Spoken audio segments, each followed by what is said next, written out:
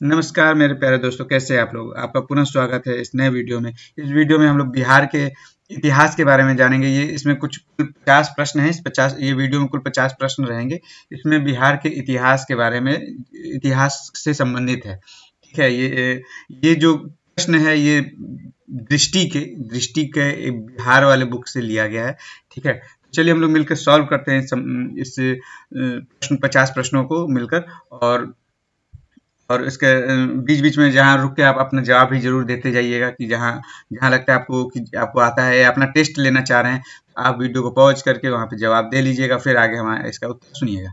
ठीक है? चलिए हम लोग शुरू करते हैं। शुरू करने से पहले आपसे एक रिक्वेस्ट है कि अगर आप इस चैनल पे पहली बार आ रहे हैं, तो चैनल को लाइक कर दीजिएगा, चैनल को सब्सक्राइब कर लीजिएगा, वीडियो को लाइक कर दीजिएगा और अपने दोस्तों के साथ शेयर ज़रूर कीजिएगा। ठीक है? चलिए हम लोग शुरू करते हैं। मौर्यकालीन पहला प्रश्न है, मौर्यकालीन राजधानी पाटलिपुत्र में निम्न में से किन दो नदियों के संगम पर स्थित है। ठीक है। तो पहला है गंगा सोन, बी है गंगा यमुना, सी है यमुना गंडक, डी है गंगा कोसी। तो देखिए हम ऐसे बता दें, यमुना बिहार में है नहीं। ठीक है, यहाँ भी यमुना है नहीं। कोसी आपका पॉसिबिलिटी आपको बिहार के इस पोर्शन में बहती है। ये बिहार मान लेते हैं, तो ये गंगा जी बहती है ऐसे। ठीक है। और कोसी नदी इधर से बहती है जो गंगा में आके मिलती है। ये अपना पटना है, ये पाटलिपुत्रा है, मगर ये सोन नदी जो इधर आती है बिहटा के पास मिलती है। ठीक है। ये जो है आपका पाटलिपुत्रा था उस समय में। ये पाटलिपुत्रा जो है वो गंगा और सोन के संगम पे बसी है। ठीक है, बिहटा के पास। बिहटा मतलब ये कहने के लिए वहीं से मतलब वो एक वो था, एक पहचान था कि सोन नदी और गंगा नदी की तरफ से ये आपका बिहारी पाटलिपुत्रा का बॉर्डर हुआ करता था। ठीक है। ऐसे तो पटना कई नदियों से समझ लीजिए घिरा हुआ है। इधर से गंडक आ रही है। ठीक है। गंडक आ रही है, फिर गंडक है एक, और इधर हाजीपुर के पास गंडक है, इधर सोन तो आ ही रही है, गंडक है। और इधर से जाते हुए इधर पुनपुन मिलती है। ठीक है। तो कई नदियों से का मिलान है इस पाटलिपुत्र पटना के क्षेत्र में। चलिए आगे देखते हैं। निम्नलिखित में से कौन सा शिलालेख बुद्ध के जन्म स्थान की सूचना देता है। ए है लौरिया नंदनगढ़, बी है रुमनदेई, सी है रामपुरवा, डी है उपयुक्त में से कोई नहीं। इसका सही उत्तर है रुमनदेई। ये अभी लुम्बिनी में स्थित है। लुम्बिनी स्तंभ को ही रुमनदेई भी कहते हैं। लुम्बिनी स्तंभ को ही आपका रुमनदेई भी कहते हैं। अशोक द्वारा बनाई गई बराबर पहाड़ी की गुफाएं किस प्रकार के पत्थर को काटकर बनाया गया है।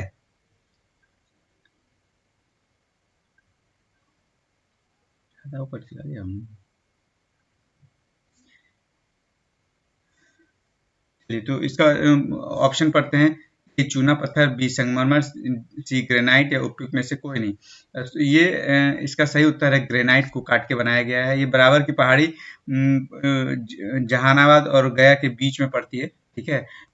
तो ये गुफा पहाड़ है, उस पर शिव जी का मंदिर है और एक गुफा भी है जो बुद्ध स्तूप बौद्धों के लिए बनाई गई थी। आजीविका सॉरी, अशोक के पौत्र जो था, अशोक का पौत्र ये ने उसको बनवाया था। उसको क्या कहते हैं, आजीविक संप्रदाय के लिए बनाया गया था। तो बड़ा शानदार हॉल, इतना सुंदर है कि आप मतलब आपको यकीन नहीं होगा देख के कि इतना सुंदर, इतने अच्छे से काट के बनाया गया है एक ही पत्थर में से। मोनोलिथ पत्थर है। ठीक है। चौथा है, प्रभावती महिला पुस्तकालय की स्थापना किस वर्ष हुई। प्रभावती महिला पुस्तकालय की स्थापना किस वर्ष हुई। ए 1974, बी 1979, सी 1973 या 1963। इसका सही उत्तर क्या है, मालूम है किसी को? नहीं मालूम तो मैं बता देता हूँ। इसका सही उत्तर है, सोच लीजिए इसका सही उत्तर क्या है। इसका सही उत्तर है 1973 में। ठीक है। प्रभावती ये जयप्रकाश नारायण की वाइफ का नाम है प्रभावती, उन्हीं के नाम पे एक पुस्तकालय बनाया गया था 1973 में। ठीक है। ये अलावल खां अलावल खां का मकबरा बिहार के किस जिले में है। अलावल खां का मकबरा बिहार के किस जिले में है। गया में है, भागलपुर में है, सीतामढ़ी में है या डी रोहतास में है। अलावल खां का मकबरा दे लीजिए आप लोग पहले, उसके बाद बताएंगे। इसका सही उत्तर है रोहतास में। ठीक है। सुभद्रा मेला, सुभद्रा मेला किस जनजाति द्वारा आयोजित होती है? तो ये सुभद्रा मेला किस जनजाति द्वारा आयोजित होती है? इसका उत्तर आपको 2 सेकंड का समय दे रहा हूँ, देख लीजिए। इसका ऑप्शन है थारू, मुंडा, संथाल, उरांव। इसका सही उत्तर है थारू जनजाति के द्वारा इसका आयोजन होता है। ठीक है, चलिए। चित्रकार धीमन, चित्रकार धीमन और विठपाल किस काल के महान चित्रकार है? चित्रकार धीमन और विठपाल किस काल के प्रसिद्ध महान चित्रकार रहे हैं? इसका सही उत्तर है ए मौर्य काल, बी पाल काल, सी गुप्त काल, डी मुगल काल। इसका सही उत्तर है पाल काल के ये मशहूर या महान चित्रकार में से एक थे। ठीक है। 8वां है रामावती नगर, रामावती नगर किस पाल शासक द्वारा बसाया गया है? ए धर्मपाल, बी गोपाल, सी रामपाल, डी देवपाल। इसका सही उत्तर है रामपाल द्वारा बसाया गया है। मलमास मेले का आयोजन कहाँ होता है? मलमास मेले का आयोजन कहाँ होता है? पटना में, गया में, मुजफ्फरपुर या राजगीर में? सही उत्तर है, जल्दी सोचिए। सही उत्तर है राजगीर में। राजगीर में मलमास मेले का आयोजन होता है। ठीक है। निम्नलिखित में से किस कलाकार ने पटना आर्ट कॉलेज की नींव रखी थी? निम्नलिखित में से किस कलाकार ने पटना आर्ट कॉलेज की नींव रखी थी? ये सेवक राय, हुलास, जयराम दास या मोहन प्रसाद ने रखी थी? सेवक राय, हुलास, जयराम दास या मोहन प्रसाद? इसका सही उत्तर है मोहन प्रसाद ने इसका नींव रखा था। कंपनी शैली के अंतिम कलाकार, कंपनी शैली के अंतिम कलाकार कौन थे? ईश्वरी प्रसाद वर्मा, हुलास, शिवदयाल या उपयुक्त में से कोई नहीं? कंपनी शैली का अंतिम कलाकार कौन था? इसका सही उत्तर है ईश्वरी प्रसाद वर्मा। सही उत्तर ईश्वरी प्रसाद वर्मा थे। मधुबनी चित्रकला बिहार के किस या किन क्षेत्रों के लोक जीवन को प्रदर्शित करती है? मधुबनी चित्रकला बिहार के किस क्षेत्र लोक जीवन को प्रदर्शित करती है? ए मधुबनी, बी दरभंगा, सी सहरसा या डी उपयुक्त सभी? इसका उत्तर बहुत ही स्पेशल है। इसका उत्तर है उपयुक्त में से सभी, सभी आसपास के ही जिला हैं। टिप्पण चित्रकला, टिप्पण चित्रकला बनाई जाती है बाहरी कमरे में, आंगन और चौखट पे, दीवारों पे या उपयुक्त में से कोई नहीं? अरिपन, ये जनरली अरिपन आंगन या चौखट पर बनाई जाती है। आप लोग तो अगर बिहार से जुड़े हुए होंगे तो आप मम्मी, माता, बहनें देखे होंगे कि आंगन में या हर चौखट के पास, दरवाजे के चौखट के पास वो चित्रकला एक चित्र बनाया जाता था, वही है अरिपन। ठीक है। अगला है निम्नलिखित में से कौन मधु पेंटिंग्स के चित्रकार हैं? मधुबनी पेंटिंग्स के चित्रकार हैं। निम्नलिखित में कौन मधुबनी पेंटिंग्स के चित्रकार हैं? ए जगदम्बा देवी, बी महासुंदरी देवी, सी बउआ देवी या डी उपयुक्त में से सभी? इसका भी उत्तर बहुत ही खास है। इसका उत्तर है उपयुक्त सभी। इसमें जगदम्बा देवी भी प्रसिद्ध कलाकार चित्रकार हैं, बउआ देवी भी हैं, महासुंदरी देवी भी। मंजूषा चित्रकला बिहार के किस जिले में से संबंधित है? मंजूषा चित्रकला बिहार के किस जिले से संबंधित है? पटना, बी दरभंगा, सी भागलपुर, डी सहरसा? से संबंधित है? ये भागलपुर से संबंधित है। चक्रवर्ती देवी का संबंध किस चित्रकला से है? चक्रवर्ती देवी का संबंध किस चित्रकला से है? ए मधुबनी चित्रकला, बी मंजूषा देवी, पटना कलम चित्रकला या थांका चित्रकला से? सही सही उत्तर देखिए, दिमाग को जोड़ दीजिए, इसका उत्तर मिलेगा। इसका उत्तर है मंजूषा चित्रकला। मंजूषा चित्रकला के अंतर्गत निम्न में से किनकी दंत कथाओं का चित्रण होता है? मंजूषा चित्रकला में किनकी दंत कथाओं का चर्चा होता है, कथाओं का चित्रण होता है? ठीक है। ए राधा कृष्ण, बी राम सीता, सी बिहुला बिसहरी, डी शंकर पार्वती? किसका होता है? तो इसका सही उत्तर है बिहुला बिसहरी का। लोग देवता हैं उन्हीं के बारे में। निम्नलिखित में से कौन चित्रकला भारतीय, नेपाली और तिब्बत संस्कृति का अनुपम मिसाल है? ए मधुबनी, बी मंजूषा, सी पटना चित्रकला या थांका चित्रकला। सही उत्तर है थांका चित्रकला। थांका चित्र शैली थांका चित्रकला शैली के चित्र किस संग्रहालय में सुरक्षित रखे गए हैं? ए पेरिस में, बी दिल्ली में, सी पटना संग्रहालय में या नेपाल राष्ट्रीय संग्रहालय में रखे गए हैं? जाहिर सी बात है पटना में रखा गया है। सांझी कला को किस नाम या किन नामों से जाना जाता है? अरिपन से, अल्पना से, जटोपाटिया से या ए और बी दोनों से? अरिपन और अल्पना दोनों को सांझी कला से जानते हैं या जदोपाटिया को जानते हैं? सही उत्तर है सी सांझी कला। मतलब दो साझा लोग हुए तो वही सांझी कला हुआ, जिसका है अरिपन और अल्पना। जदोपाटिया चित्रकला किस जाति से संबंधित है? जदोपाटिया चित्रकला किस जाति से संबंधित है? ये थारू, संथाल, उरांव या मुंडा से? इसका सही उत्तर है संथाल से। ये इंपॉर्टेंट होएगा इस बार। थारू जदोपाटिया, संथाल जदोपाटिया चित्रकला संथाल से जनजाति से संबंधित है। सिद्धेश्वर मेले का आयोजन किस जिले में होता है? ए छपरा, बी पटना, सी मधेपुरा, डी दरभंगा। सिद्धेश्वर मेले का आयोजन किस जिले में होता है? सिद्धेश्वर मेले का आयोजन किस जिले में होता है? तो इसका सही उत्तर है सी मधेपुरा में होती है। सी मधेपुरा। पटना कलेक्ट्री और पटना कॉलेज पर किस स्थापत्य शैली का प्रभाव दिखाई देता है? ए यूरोपीय शैली, बी गॉथिक शैली, सी हिंद इस्लामिक शैली या हॉलैंड शैली? शैली का दिखता है?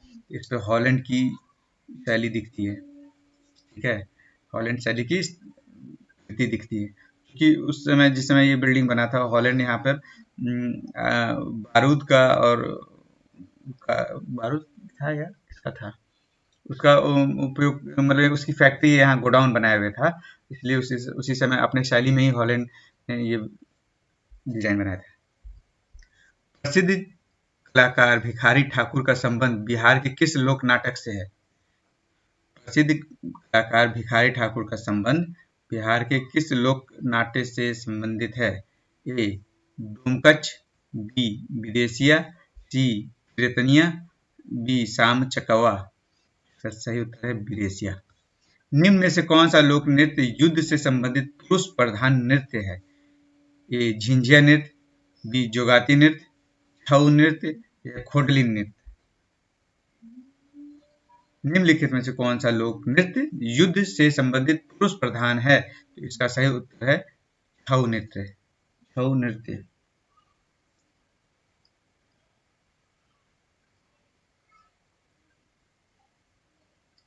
विक्रमशिला बौद्ध विहार बिहार के किस जिले में अवस्थित है? ये भागलपुर में अवस्थित है। विक्रमशिला भागलपुर जिले में अंतर्गत आता है। उदंतपुरी महाविहार की स्थापना किस पाल शासक ने करवाई थी? धर्मपाल ने, देवपाल ने, गोपाल ने, उपयोग में से कोई नहीं। किसने कराई थी? इसकी स्थापना गोपाल ने कराई थी। उदंतपुरी महाविहार की स्थापना किस पाल शासक ने कराई थी? तो गोपाल ने कराई थी। पटना पुस्तक मेले का शुभारंभ कब हुआ था? अभी वर्तमान में भी पटना में लगा हुआ है पुस्तक मेला गांधी मैदान में। ठीक है, तो इसकी शुरुआत कब हुई थी? 1970, 71, 72, 73 कब हुई थी? 28 नंबर पे आपका प्रश्न है, ये पहुंचे हुए अपने हम लोग तक।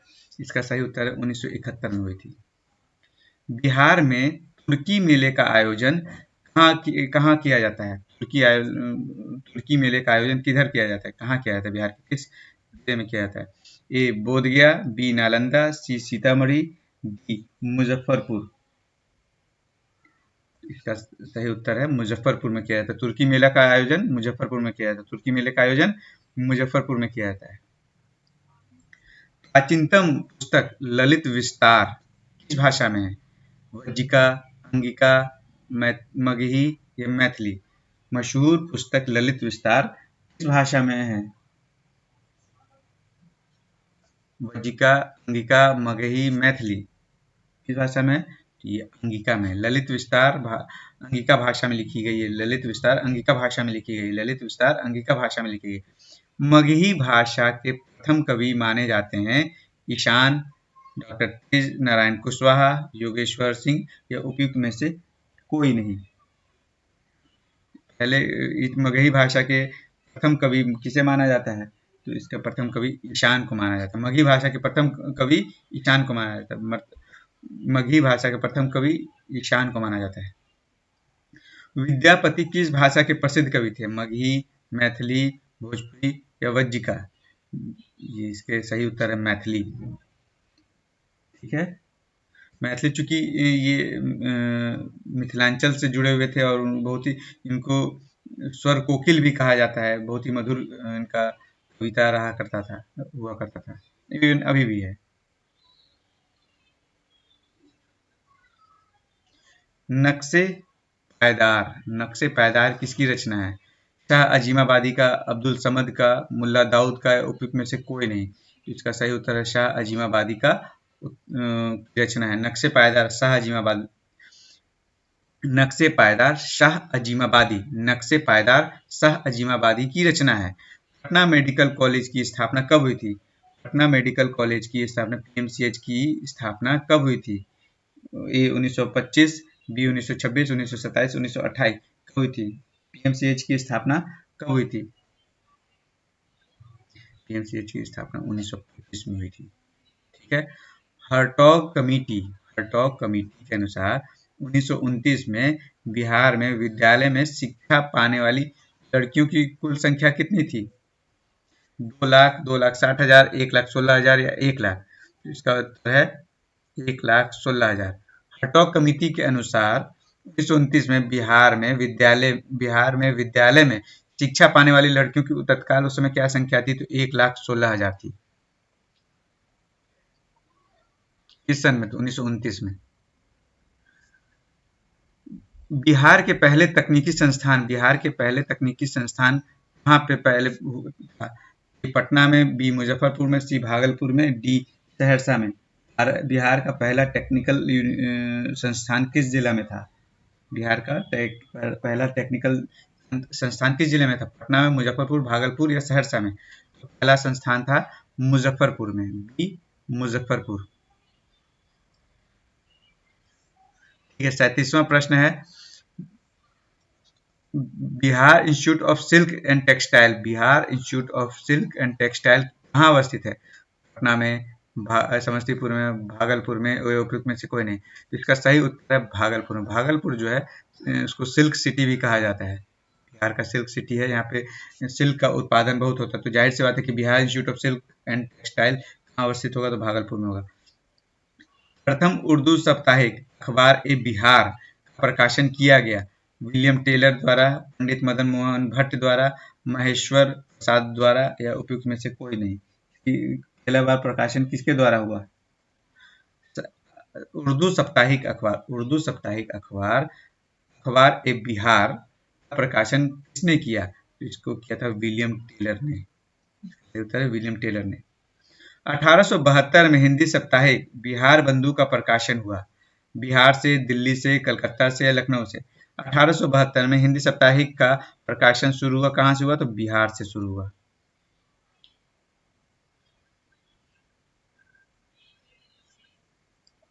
बिहार को पृथक प्रांत बनाने की मांग महेश्वर प्रसाद द्वारा किस पत्रिका के माध्यम से उठाई गई? बिहार को पृथक प्रांत बनाने की मांग, बिहार को, बहुत इंपॉर्टेंट है ये, बिहार को पृथक प्रांत बनाने की मांग महेश्वर प्रसाद द्वारा किस पत्रिका से के माध्यम से उठाई गई थी? द बिहारी, सर्चलाइट, बिहार बंधु या सर्वहितैषी? जल्दी से सोच के बताइए। बिहार के पृथक प्रांत बनाने का मांग महेश्वर प्रसाद द्वारा किस पत्रिका के माध्यम से उठाई गई थी? इसका सही उत्तर है द बिहारी से।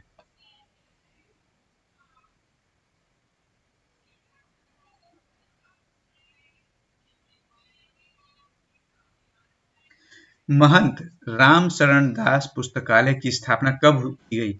महंत राम शरण दास पुस्तकालय की स्थापना कब की गई? 1912 में, 1914 में, 1939 में, इनमें से कोई नहीं। इसका सही उत्तर क्या है? सही उत्तर है 1939 में किया गया था महंत राम शरण दास पुस्तकालय की स्थापना। इस संविधान संशोधन के द्वारा संथाली भाषा को आठवीं संविधान की 8वीं अनुसूची में जोड़ा गया?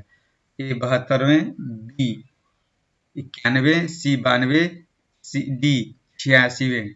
बहुत इंपॉर्टेंट क्वेश्चन है ये, पूछा जा सकता है। ठीक है, इसका सही उत्तर है 92वें संविधान संशोधन में जोड़ा गया है संथाली को। संथाली भाषा क्यों इस बार ज़्यादा महत्वपूर्ण होता है? क्योंकि हमारी जो राष्ट्रपति हैं वो संथाल जनजाति से बिलोंग करती हैं। ठीक है, इसलिए ये प्रश्न थोड़ा सा महत्वपूर्ण हो जाता है। वो संथाल भाषा को थोड़ा प्रमोट कर रही हैं, लोगों को प्रोत्साहित कर रही हैं कि उसको सीखा जाए, जीवित रखा जाए उसकी भाषाओं को। 1955 में 1955 में अंग्रेज कमांडर मेजर बारो किस जनजाति ने बराया था, मतलब हराया था? मुंडा ने, उरांव ने, कोरवा ने, संथालों ने? संथालों ने। मेजर बारो को बरा दिया था, मतलब जैसा बोलते हैं माचिस बारना, वही बराया गया था। मेजर बारो को किसने बराया था, किस जनजाति ने? तो संथालों ने बराया था, उनका जनजाति को हराया था। संथालों ने भागलपुर राजमहल क्षेत्र में समानांतर सरकार की घोषणा की थी। 1855-56 में, 1867-68 में, 1876-77 में, या उपयुक्त में से कोई नहीं? सही उत्तर है 1955-56 में। ये आपका 1857 की क्रांति से पहले हुआ था, वही है ये।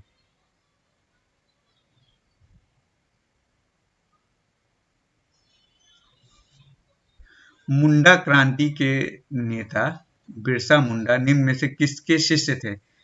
ए बुद्धू भगत, बी शंभू देव, सी कुंवर सिंह, डी आनंद पांडे? किसके शिष्य थे? बिरसा मुंडा, मुंडा क्रांति के जनक या नेता बिरसा मुंडा आनंद पांडे के शिष्य थे। बिहार में कुल कितने केंद्रीय विद्यालय हैं? बिहार में कुल कितने केंद्रीय विद्यालय हैं? 2, 3, 4, 5? कितने हैं? 2, 3, 4, 5?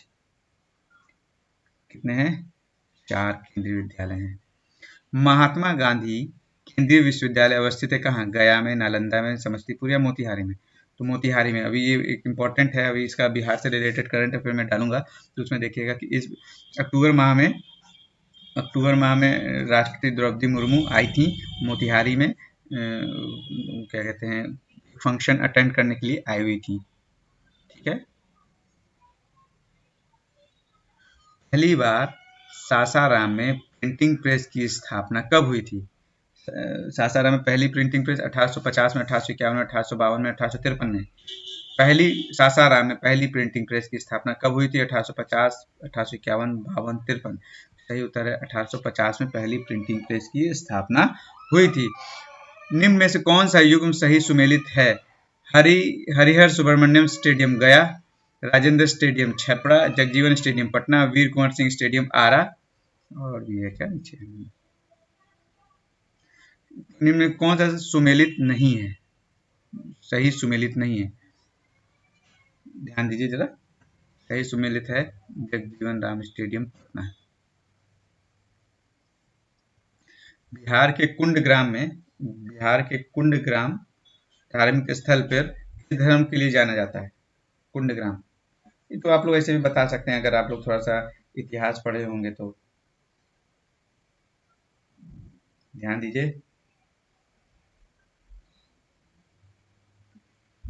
कुंडग्राम किस धर्म के का पवित्र स्थल माना गया है?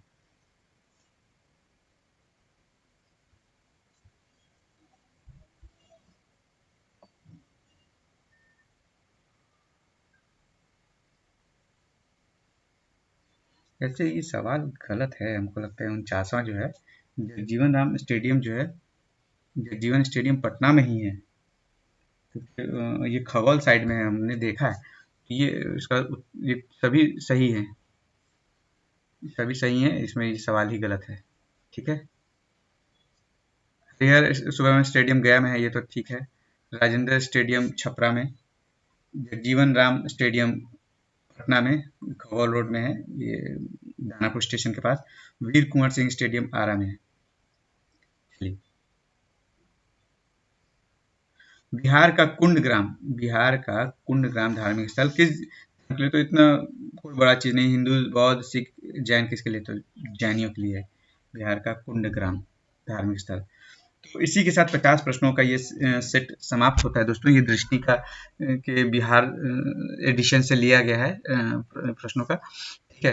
तो इन सारे प्रश्नों को बहुत ध्यान से पढ़िएगा, सुनिएगा और उसको दिमाग में बसा लीजिएगा, धसा लीजिएगा दिमाग में, ठीक है। ताकि ये प्रश्न, इसमें हमें लगता है इसमें से 1 या 2 प्रश्न बिहार से रिलेटेड, इतिहास से रिलेटेड इसमें पूछे जा सकते हैं, काफ़ी इंपॉर्टेंट है। इससे रिलेटेड एक हम डिटेल वीडियो भी बनाएंगे, जो काफ़ी सेक्टर्स में बनेगा। तो हमें लगता है कि 4-5 वीडियो के श्रेणी में, चूंकि मैं ज़्यादा लंबा वीडियो नहीं बनाता हूँ क्योंकि बोरियत हो जाती है, इसलिए मैं छोटे छोटे सेक्टर में बिहार के से रिलेटेड वीडियो बनाऊंगा, उसको आप जरूर देखिएगा, ठीक है। तब तक इन सारे टॉपिक को आप याद कर लीजिएगा और मेमोराइज करते रहिएगा, ठीक है दोस्तों। तो चलिए हम आपसे विदा लेते हैं, आज का वीडियो यहीं समाप्त करते हैं। चलिए धन्यवाद। और हाँ, जाते जाते फिर से एक बार रिक्वेस्ट है कि अगर आप चैनल पे हैं, इस समय यहाँ तक देख रहे हैं वीडियो, तो आपको बहुत बहुत धन्यवाद। और चैनल को सब्सक्राइब कर लीजिएगा, वीडियो को लाइक कीजिएगा अगर पसंद आता है, और नहीं तो अपने दोस्तों के साथ जरूर शेयर कीजिएगा। ठीक है दोस्तों,